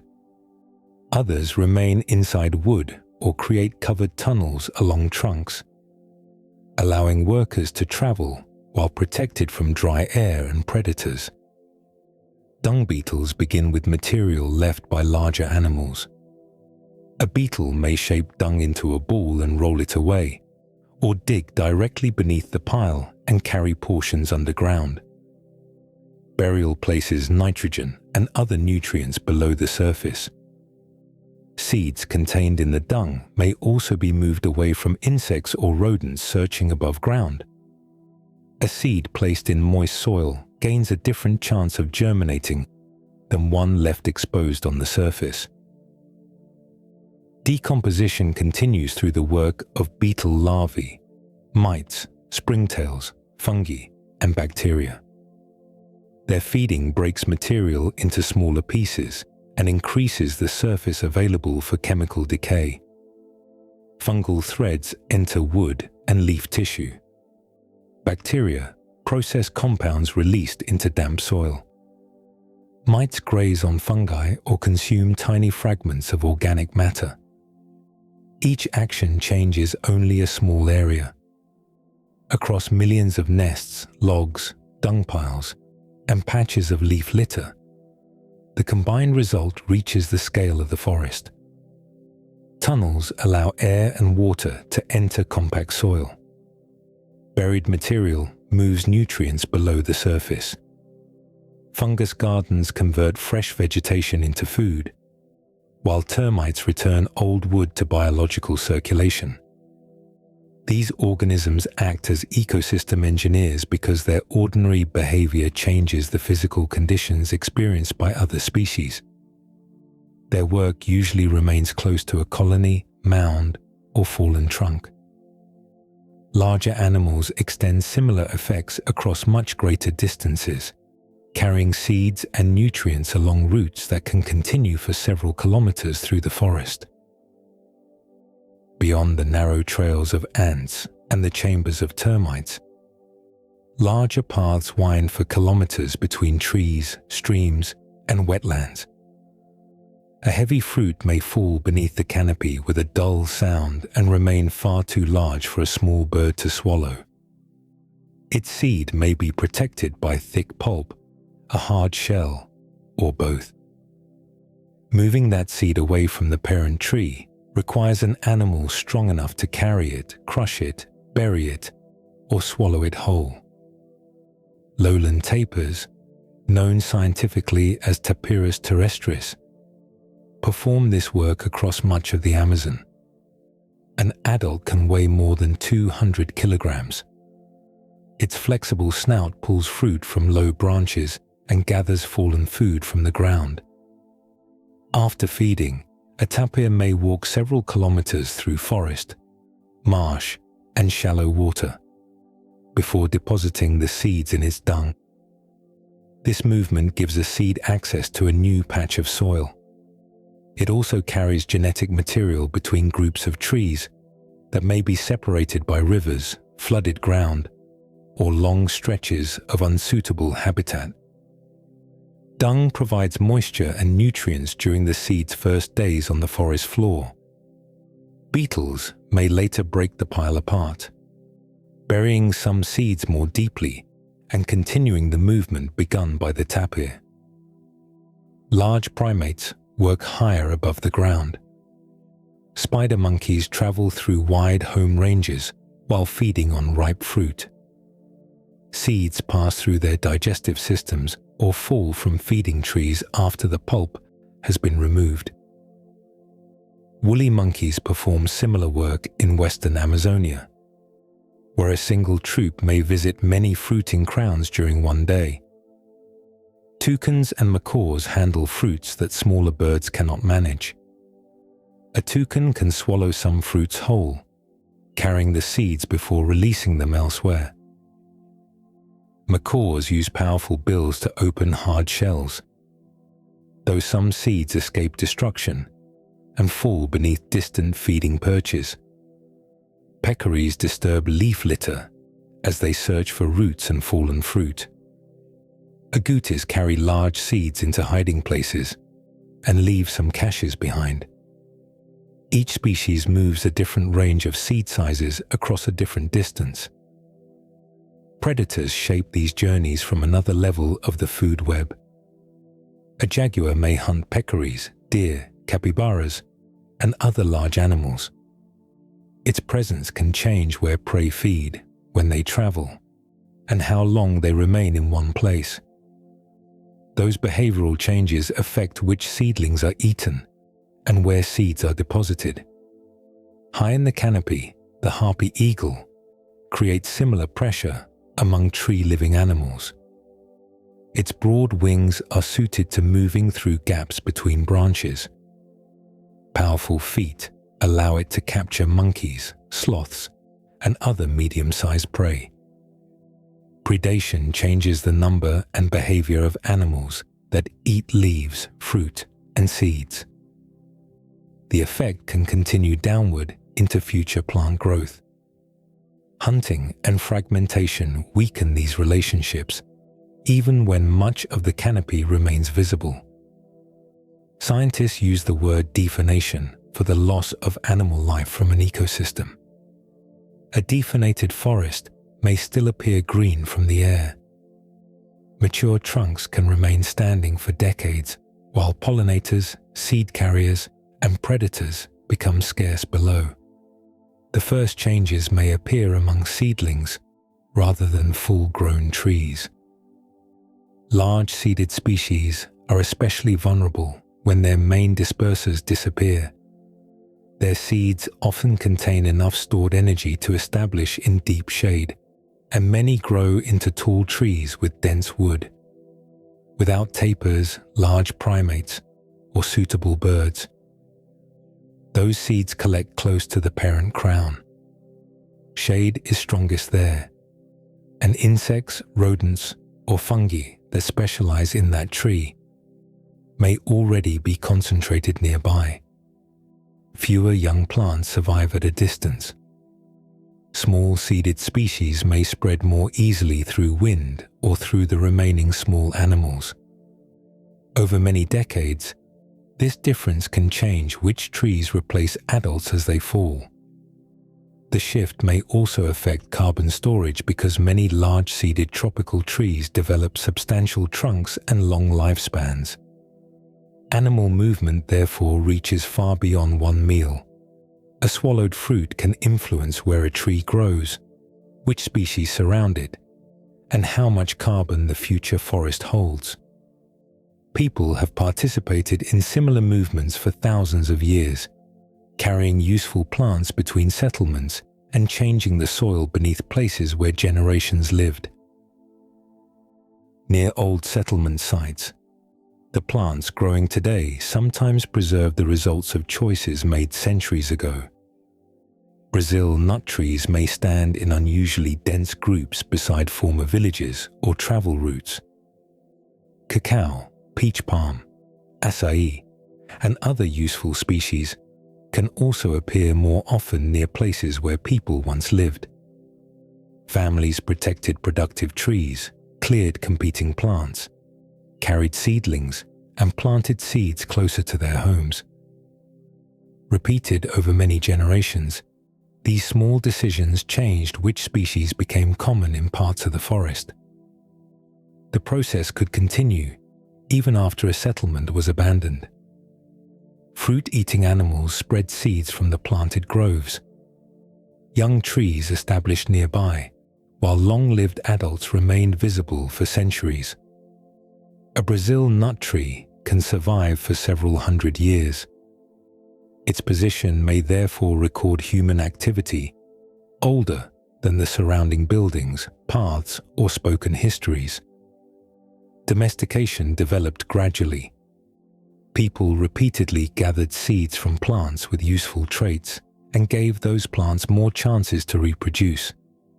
A larger fruit could provide more food. Seeds that sprouted at a convenient time were easier to cultivate. Lower bitterness or softer fibers made some plants easier to prepare. After many generations, the cultivated population could look or behave differently from its wild relatives. Peach palm offers a clear example. Wild forms may produce small, oily fruits with relatively little edible flesh. Cultivated varieties can bear much larger fruits rich in starch. Some also have fewer spines on their trunks, making them easier to manage around homes and gardens. The changes accumulated through repeated selection by people living across western and central Amazonia. Manioc became one of the region's most important crops. Its scientific name is Manihot esculenta. The plant stores starch inside thick underground roots, allowing families to harvest a concentrated source of energy, even when conditions above the soil vary. Manioc tolerates poor ground and irregular rainfall better than many grain crops. Sections of stem can also produce new plants, helping farmers preserve useful varieties. Some manioc contains natural chemicals called cyanogenic compounds. When plant tissue is damaged, these compounds can release cyanide. Bitter varieties usually contain higher levels than sweet varieties. Indigenous communities developed careful processing traditions that reduce these compounds and make the food safe. Those traditions involve specialized knowledge passed between generations and remain central to many Amazonian cuisines. Manioc selection changed root size, chemical content, growth, and dependence on human cultivation. The soil around long-occupied settlements changed as well. Amazonian dark earth is often called terra preta, a Portuguese phrase meaning black earth. It contains charcoal mixed with food remains, broken pottery, bone, ash, waste, and other organic material. These ingredients accumulated through everyday settlement life rather than through one brief event. Charcoal is especially persistent. Heating wood with limited oxygen creates a carbon-rich material that can remain in soil for centuries or longer. Its porous surface helps hold water and nutrients while providing spaces for microbes. Many terra preta sites contain more phosphorus, calcium, and stable carbon than the weathered soil surrounding them. Some patches extend across several hectares. Others form narrow areas beside old homes, refuse deposits, or cooking places. Pottery fragments buried throughout the dark soil help archaeologists identify its human origin. These fertile areas can continue supporting crops long after the communities that created them have disappeared. Human influence varied greatly across the basin. Large river corridors offered transportation, fish, floodplain soil, and access to neighboring settlements. Some of these regions supported dense populations and extensive plant management. Remote upland forests often show lighter or more scattered signs of occupation. Local geology, water supply, travel routes, and cultural practices shaped each pattern. The result was a broad patchwork. Managed groves stood near settlements. garden soils became darker through continued use. Other forests experienced occasional hunting, gathering, or travel, while retaining much of their older structure. Modern tree patterns and enriched soil reveal only part of this history.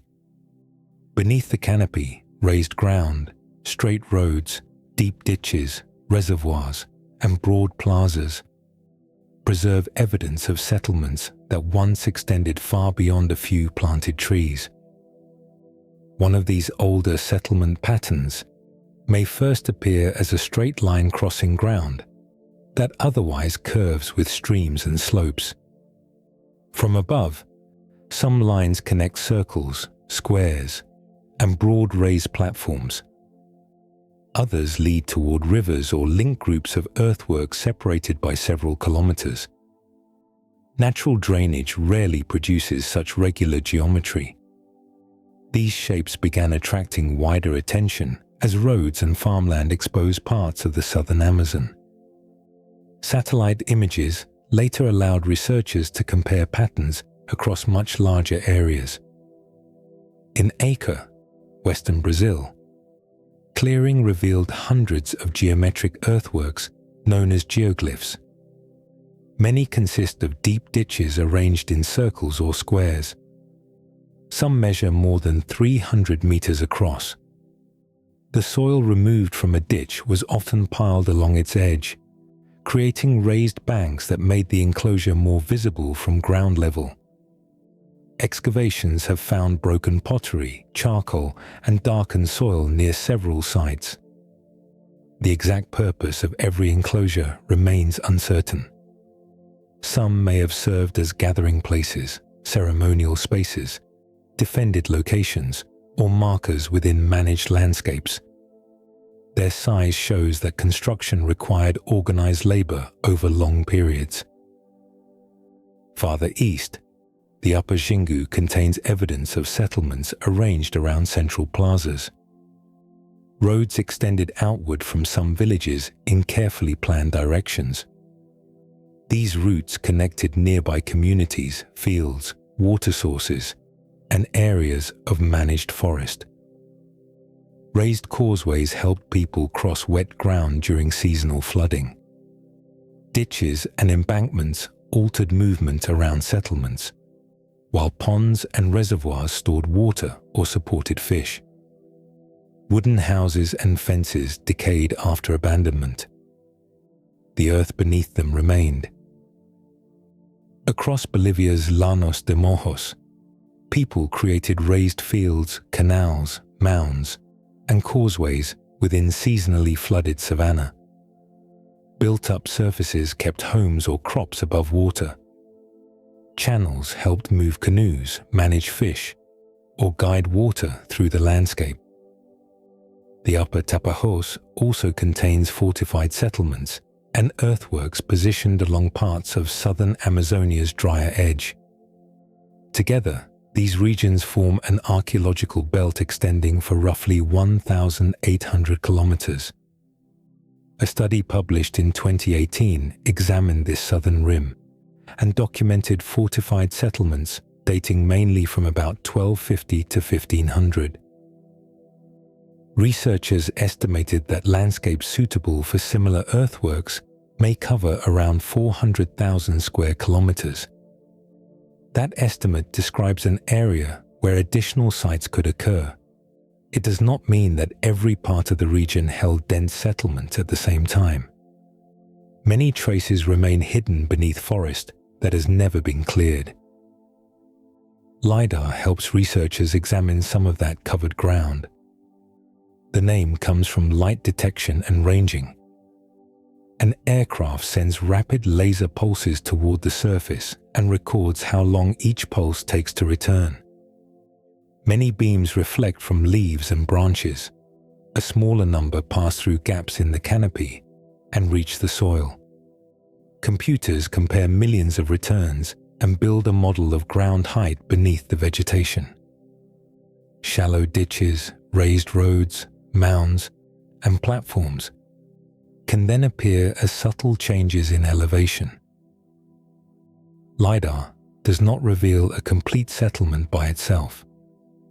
Researchers still need excavation, pottery, charcoal dating, soil analysis, and local knowledge to learn when a feature was built and how it may have been used. The available evidence supports substantial organized populations in several parts of pre-colonial Amazonia. It also shows great regional variation. Large settlements and road networks developed in some river corridors and border regions. Other areas contain small communities, temporary camps, or lighter forms of forest management. Basin-wide population estimates remain debated because preservation, survey coverage, and dating quality differ greatly from place to place. What remains certain is that long-term work changed the shape of the land. Soil was moved basket by basket. Ditches deepened through repeated digging. Road surfaces became raised and compacted as generations used them. Centuries after wooden walls disappeared, these changes continued beneath returning roots and leaves. The forest preserved them as low ridges, dark soil, pottery fragments, and straight paths interrupted by growing trees. Many of the communities connected to these landscapes later faced epidemics, enslavement, warfare, missions, and forced relocation after European arrival. Population loss allowed vegetation to cover old roads and plazas. Later industries reopened many river routes, carrying rubber and other valuable materials toward markets far beyond the Amazon. By the 16th century, many Amazonian communities were already facing changes that would reshape the human landscape around the rivers. Smallpox, measles, influenza, and other diseases arrived with Europeans and spread among populations with no previous exposure to them. Enslavement, warfare, mission settlements, and forced relocation placed further pressure on communities that had depended on local rivers, fields, fishing grounds, and managed forests. Some survivors moved away from major waterways where raiders and colonial expeditions traveled most easily. Others were gathered into missions where people from different regions were required to live together under unfamiliar rules. As populations declined or were displaced, old gardens became overgrown. Roads narrowed beneath roots and fallen leaves. Useful trees remained around abandoned settlements, while forest gradually returned across fields, plazas, and raised ground. The rivers continued to provide the easiest routes through much of the basin. During the late 19th century, those routes became part of a rapidly expanding rubber economy. Natural rubber comes from latex produced by trees, such as Hevea brasiliensis. When the bark is carefully cut, pale latex enters a small container and can later be processed into solid rubber.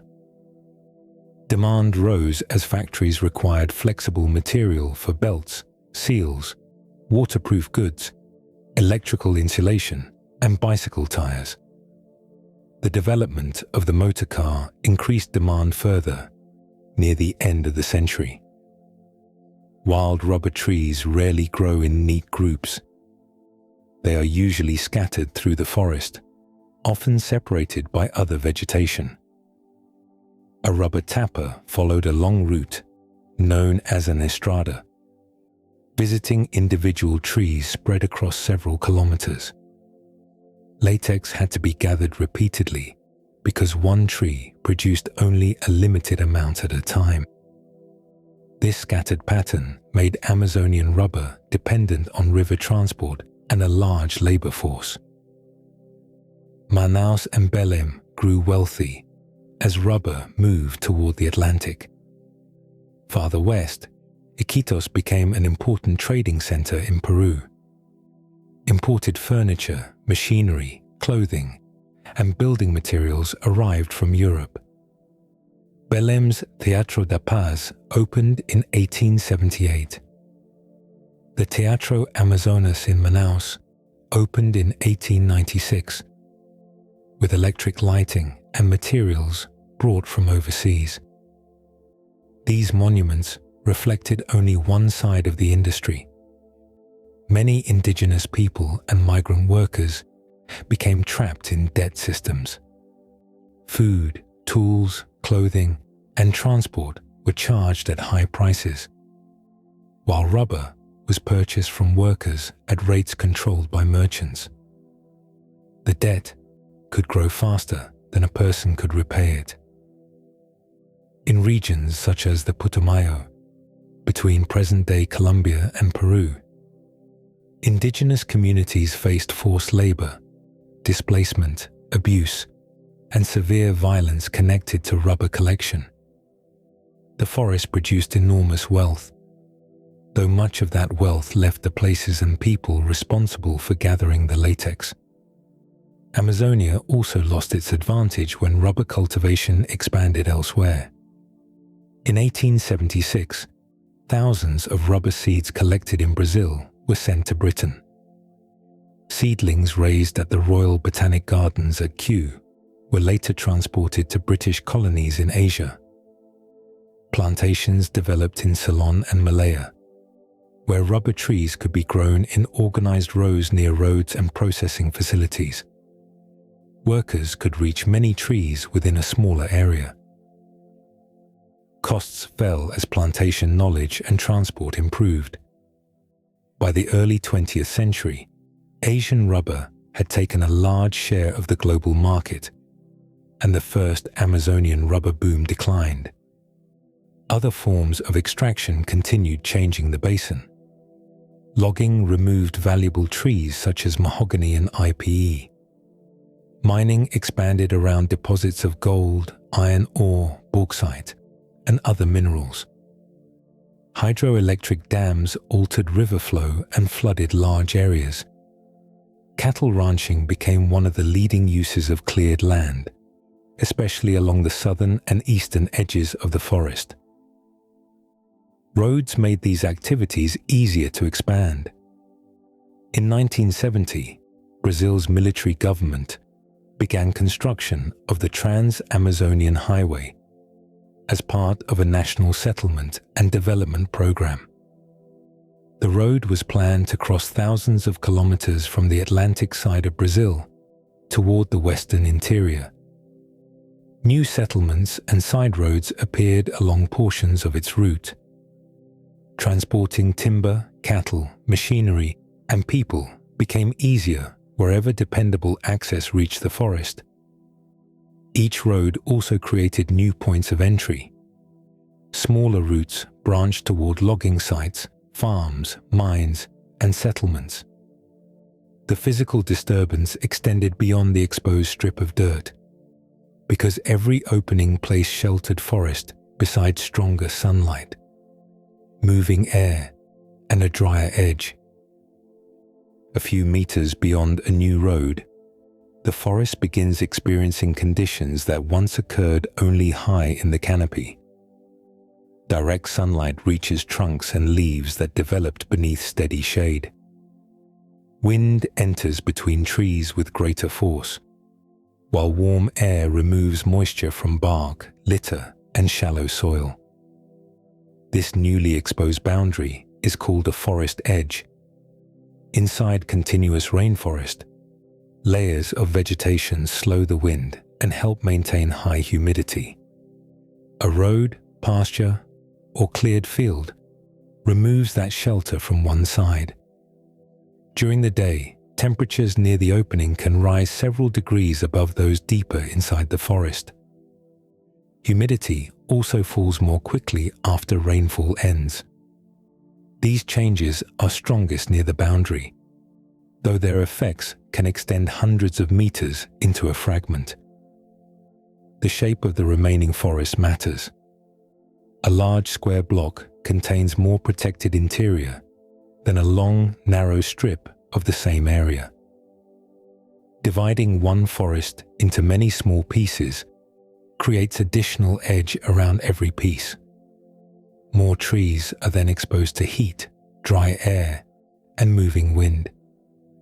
Large Amazonian trees can be especially vulnerable. Many began growing when the surrounding forest was continuous. Their crowns developed among neighboring crowns that reduced wind pressure. Once those neighbors are removed, storms can bend exposed branches or place new force on the trunk. Saturated soil may loosen shallow roots during heavy rain. A tree weighing several tons can fall, tearing down lianas and damaging nearby crowns as it descends. Some trees remain standing, but experience water stress during longer dry periods. Their leaves lose moisture more rapidly near the edge. Damage from heat, wind, and drought can weaken wood or reduce growth. Studies of Amazonian forest fragments have recorded elevated death rates among large trees close to exposed boundaries, especially during the first years after isolation. The trees replacing them often follow different growth strategies. Cecropias and other pioneer species respond quickly to strong light. Their light wood and rapid growth allow them to occupy open space before slower trees can reach it. Lianas also benefit from canopy disturbance. A liana uses existing trunks for support, allowing it to place leaves in bright openings without building a massive self-supporting stem. Dense liana growth can shade a host tree, add weight to its crown, and compete for water. As large trees decline and fast-growing plants increase, the fragment stores carbon differently. A thick trunk may hold carbon for centuries. Small pioneers grow quickly, but often die sooner, returning part of that carbon to the air as their wood decomposes. Canopy height, wood density, and species composition gradually shift even while satellite images continue showing green vegetation. Selective logging creates similar changes inside areas that remain classified as forest. Loggers may remove only a few valuable species, such as big leaf mahogany or EP. Reaching those trees requires access roads, machinery, and cleared areas where trunks can be moved. A large commercial tree rarely falls into an empty space. Its crown may break smaller trees and branches across an area wider than the trunk itself. Heavy equipment compacts soil and damages roots. Skid trails, where logs are dragged toward roads, cut narrow openings through the understory. Felled crowns leave leaves and branches drying beneath new gaps in the canopy. These effects help explain the difference between deforestation and degradation. Deforestation removes forest cover and converts the land to another visible use, such as pasture, crops, roads, or a reservoir.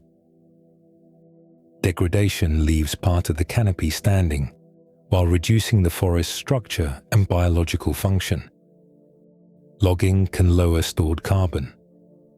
Hunting removes animals that pollinate flowers or carry seeds. Fragmentation interrupts movement and creates exposed edges. Drought and fire may weaken trees across areas that still appear forested from above. A map based only on complete clearing can therefore miss important changes taking place beneath the canopy. The remaining green may contain fewer large animals, shorter-lived trees, hotter ground, and slower recovery after disturbance. Broken branches and felled crowns also leave dry fuel beneath openings where sunlight now reaches the forest floor. As rainless days accumulate, that material becomes capable of carrying fire through a forest built around moisture and shade. Dry leaves collect beneath the broken canopy, left by logging and wind damage. Sunlight reaches the ground for longer each day, warming branches that once remained shaded and damp. During the dry season, a nearby field may be prepared for pasture or crops by burning vegetation that has already been cut.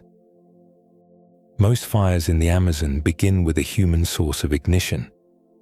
A flame can cross a narrow strip of cleared ground, while glowing embers may travel ahead on moving air and settle inside the forest. The first burn often looks less dramatic than a fire in open grassland. Flames may remain close to the ground as they move through dry leaves, twigs, and fallen bark. Green crowns can still stand overhead, hiding much of the damage from an aircraft or satellite. A low flame can nevertheless heat a tree for several minutes. Rainforest trees commonly have thinner bark than trees from savannas, where fire has been part of the environment for many generations. Bark protects the cambium, a narrow layer of living tissue just beneath the surface. The cambium produces new wood toward the inside of the trunk and new bark toward the outside. When heat kills part of this layer, water and sugar can no longer move normally through the damaged area. A tree may retain green leaves after the fire and appear to have survived. Its wound can later admit fungi or insects, and weakened tissue may fail during a storm. Some damaged trees die within months. Others decline slowly and fall several years after the flames have passed. Delayed mortality adds large pieces of dry wood to the forest floor. A fallen crown opens another gap in the canopy, allowing stronger sunlight and wind to enter. Moisture then leaves the litter more quickly after each rain. This creates a feedback loop, meaning that one change strengthens the conditions that produce more of the same change. The first fire kills trees and opens the canopy. The damaged forest then dries more easily and contains more fuel during the following dry season. A later fire can travel farther or burn for longer, because branches, leaves, and dead trunks are already waiting on the ground. Research in selectively logged forest in southwestern Amazonia during 2025 found that logging gaps were hotter and drier than the surrounding forest.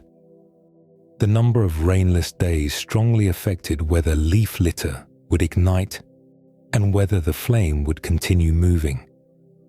A short dry period may leave enough moisture to stop a fire. After a longer interval without rain, the same litter can carry flame across a much wider patch. Repeated burning gradually changes the plants that return. Large, slow-growing trees often recover poorly after several fires. Fast-growing vines can spread through newly opened light. Grasses may enter from roads or pasture edges and produce fine fuel that dries rapidly. Shrubs and disturbance-tolerant trees can become more common where the original canopy has been repeatedly damaged. These plants create a lower, more open structure that allows additional wind and sunlight to reach the ground. Each burn can therefore reduce the forest's resistance during the next one. Smoke carries the effects far beyond the blackened soil. Burning wood releases carbon dioxide that had been stored during years of tree growth. Incomplete burning also produces carbon monoxide and very small particles known as fine particulate matter. Many of these particles measure less than 2.5 micrometers across, which is roughly 1/30th the width of a human hair. Their small size allows them to travel deep into the lungs and, in some cases, enter the bloodstream. Smoke can move hundreds or thousands of kilometers with regional winds. Cities and river communities far from the flames may experience hazy skies and poor air quality. Exposure can worsen asthma and increased strain on the heart, especially among children, older adults, and people with existing health conditions. The forest itself loses stored carbon, living moisture, and shade with every severe burn. Road access increases the number of places where fires can begin, while logging supplies gaps and debris that drought can dry. As these pressures reinforce one another, parts of the Amazon may begin moving toward a different and more persistent ecological condition. A forest can remain standing, while the balance of its parts begins to change. An ecosystem transition happens when shifts in species, structure, water, and disturbance become strong enough that returning to the former forest grows difficult. Repeated fire can begin this process. Large trees die, the canopy opens, and grasses or vines spread through brighter ground. The new vegetation may dry more quickly and provide fine fuel during the next rainless period. Climate stress adds another layer inside every living tree. Leaves exchange gases through microscopic pores called stomata. Carbon dioxide enters through these openings and becomes part of photosynthesis, the process that builds sugars using light and water. Water vapor leaves through the same pores. During hot or dry weather, a tree can partly close its stomata and reduce that loss. This response protects the columns of water rising through xylem, the narrow tissue that carries moisture from roots to leaves. Severe drought can pull those water columns under enough tension to form air bubbles, interrupting flow through part of the wood. Closing the pores lowers that risk for a time. It also limits carbon dioxide intake, which slows photosynthesis and reduces the energy available for growth, root repair, and chemical defense. A tree can survive a short dry period by reducing its activity. Longer or repeated droughts may leave it with fewer stored sugars and less ability to recover from insects, wind damage, or fire. The same response becomes important across the atmosphere when it occurs in millions of trees. Healthy forest returns large amounts of water to the air through transpiration. That vapor helps maintain humidity and contributes to rainfall farther across the basin. Cleared land releases much less moisture. Burned or drought-stressed trees also transpire less because they have fewer leaves or keep their stomata closed for longer. Air traveling downwind can then carry less water. Reduced rainfall dries soils and leaf litter, increasing stress in forests that may be hundreds of kilometers from the original disturbance. This is a positive feedback. An initial change strengthens the conditions that allow more of the same change to occur. Forest loss can reduce moisture recycling. Lower rainfall can increase drought and fire risk, leading to further tree death and an additional decline in transpiration. The phrase tipping point often suggests one sudden date when the entire Amazon changes at once. There is no scientifically established date for a basin-wide collapse. Evidence supports a more uneven pattern. Western Amazonia receives heavy rainfall and contains large areas that remain comparatively moist. Parts of the southern and eastern basin experience longer dry seasons, extensive roads, greater clearing, and more frequent fire exposure. Floodplain forests and white sand forests also differ in their species and ability to recover.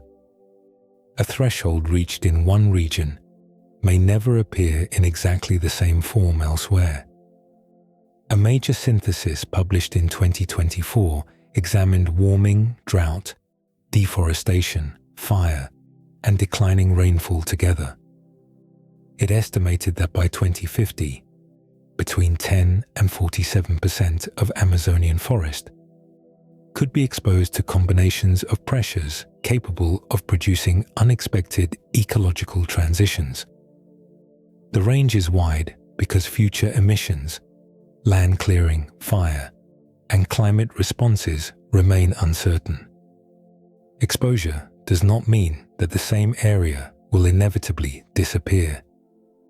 It identifies forests where interacting pressures may become strong enough to change structure, species, or long-term recovery. The upper end depends on severe combinations of disturbance, while lower risks remain possible when those pressures are reduced. No single number can describe every part of the basin. The outcome depends on how much forest remains connected, how often fires return, how strongly temperatures rise, and whether damaged land is allowed to recover. This uncertainty leaves room for practical action.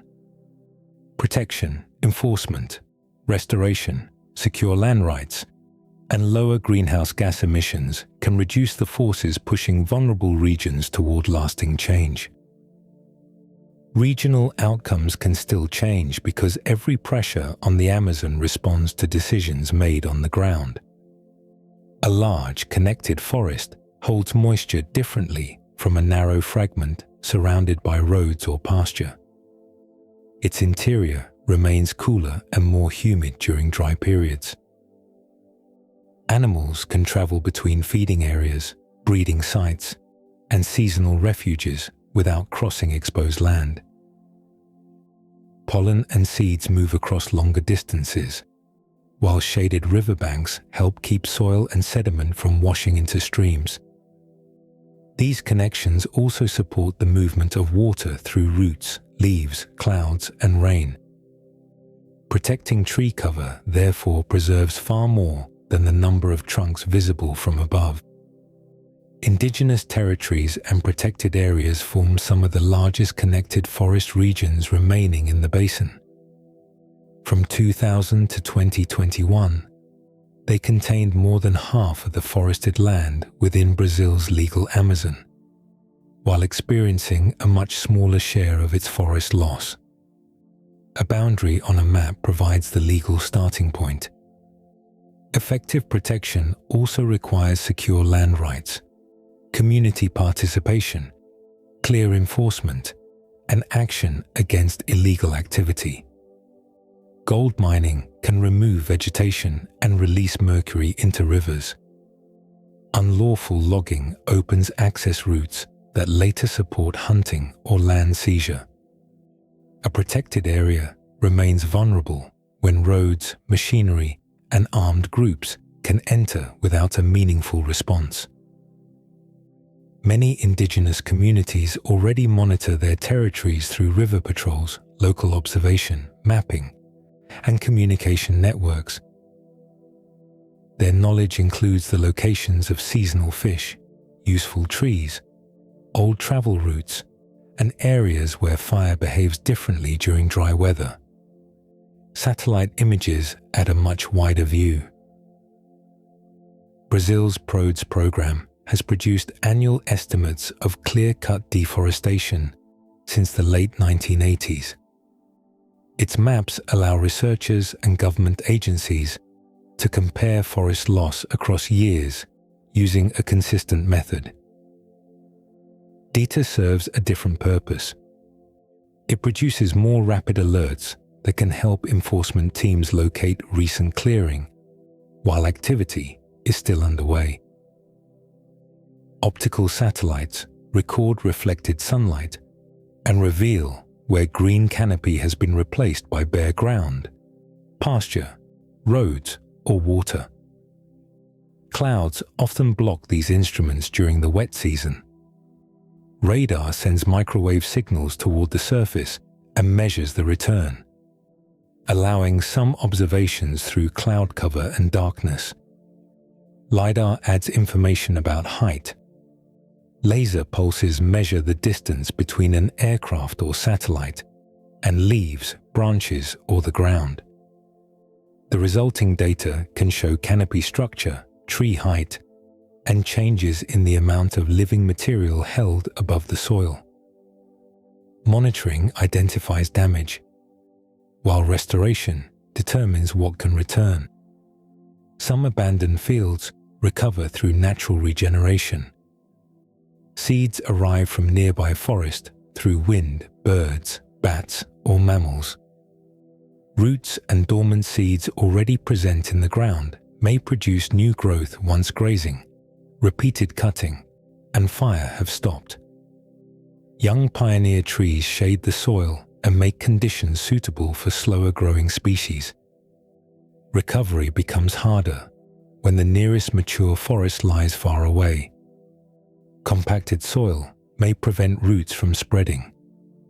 Invasive grasses can form dry fuel that burns before young trees become tall enough to create shade. These areas may need fire breaks, grass control, assisted regeneration, or the planting of native species that are missing from the returning forest. Enrichment planting adds selected trees to land where natural recovery has begun but remains biologically limited. Corridors can reconnect isolated fragments, giving monkeys, tapirs, birds, and insects safer routes between them. The details vary because a logged forest, an old cattle pasture, and a mined riverbank have suffered different kinds of damage. Successful restoration begins by identifying which physical process is preventing recovery. The full system can be followed through one small portion of water arriving from the Atlantic. Humid air moves inland and cools above the forest. Rain reaches the canopy, passes along branches, and settles into the soil.